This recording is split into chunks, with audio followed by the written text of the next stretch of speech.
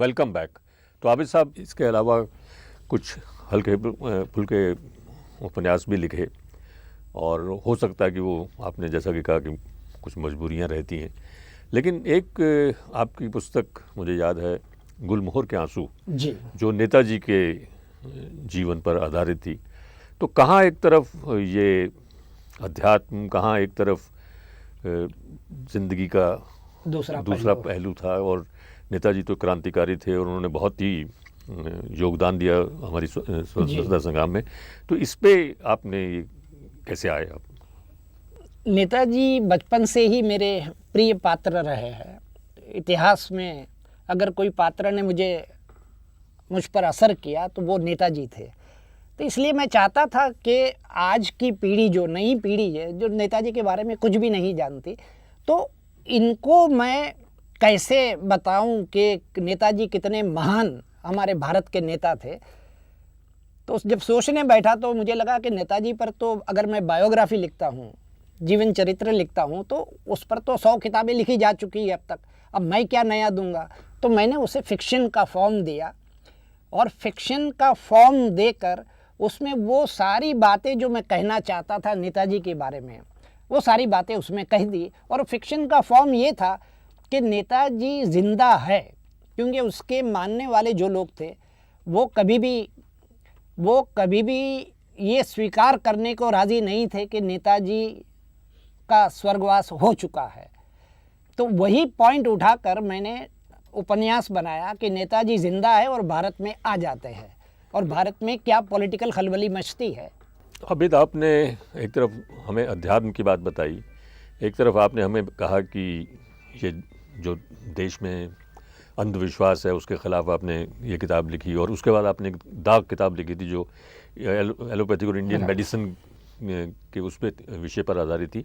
लेकिन हम मुड़ के वापस आते हैं, क्योंकि कार्टून और कॉमिक्स जो हैं ये बुनियादी तौर से बच्चों के लिए हैं जी। और आजकल आप बाल साहित्य बहुत लिख रहे हैं, और अभी आपकी एक किताबी जो पहले भी शायद दोबारा शाया हो रही है, 72 साल का बच्चा, जो शायद आपका ऑटोबायोग्राफिकल नॉवल जिसे कह सकते हैं।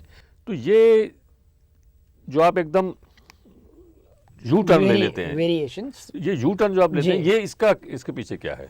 इसका ये कि मैं हमेशा ये चाहता हूँ कि ब्रांड टाइप ना बन जाऊँ। मसलन मैंने पेंटिंग में अपना ब्रांड नहीं बनाया। ब्रांड का मतलब ये है कि आप किसी भी चित्रकार का चित्र आप ले लीजिए, मसलन आप हुसैन का पेंटिंग ले लो, तो आप दूर से ही देखकर कह देंगे कि भाई ये हुसैन का है, तो ये ब्रांड बन गया। पिकासो का ले लीजिए, रज़ा का ले लीजिए, सबकी अपनी स्टाइल है, और उसी स्टाइल में, उसी दायरे में रहकर ये लोग काम करते हैं। मैं दायरे के बाहर का शख्स हूँ। मैं कभी दायरे में बंधना नहीं चाहा।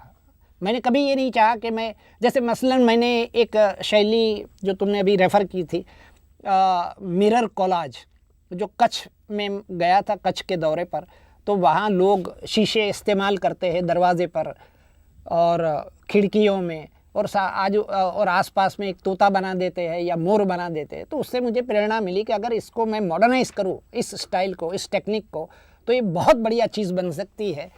तो घर आकर मैंने उसके प्रयोग शुरू किए, मिरर कोलाज। तो मैंने बड़े बड़े शीशे और कलर के पैचेस यूज़ करके एक मॉडर्न टेक्निक पेश की, जो काफ़ी सराही गई। पहला ही शो उसका 69 में जो हुआ था, वो पूरा शो सोल्ड आउट हो गया। उसके बाद मैंने दूसरी प्रदर्शनी मिरर कोलाज की बनाई, दूसरा शो भी पूरा सोल्ड आउट हो गया। तीसरी प्रदर्शनी बनाई, वो भी सोल्ड आउट हुई, तो मैंने बंद कर दिया। अगर मैं बनाता तो आज तक मैं वही करता रहता। मैं सूफी मिनिएचर बना पाता, न और जो प्रयोग मैंने किए हैं वो नहीं कर पाता। अच्छा, अभी आपने कहा कि आप दायरे में बंद कर नहीं रह सकते।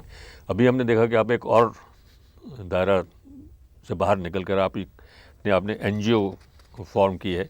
ज़रा हमें चलते चलते आप ये बताइए कि drop dead, save every drop for drop dead, ये NGO क्या है, इसके बारे में आप थोड़ा सा हमें संक्षिप्त में बताएं। ये जो है drop dead, save every drop और ड्रॉप डेड, मैं जब भी किसी के घर जाता था या जाता हूँ आज भी, तो वहाँ देखता हूँ कि कहीं ना कहीं कोई ना कोई नल टपक रहा है, गल रहा है। तो जी चाहता था कि इसको क्या करूँ मैं, कैसे इसको ठीक करूँ। यही उधेड़ बुन चल रही थी, कई सालों से चल रही थी।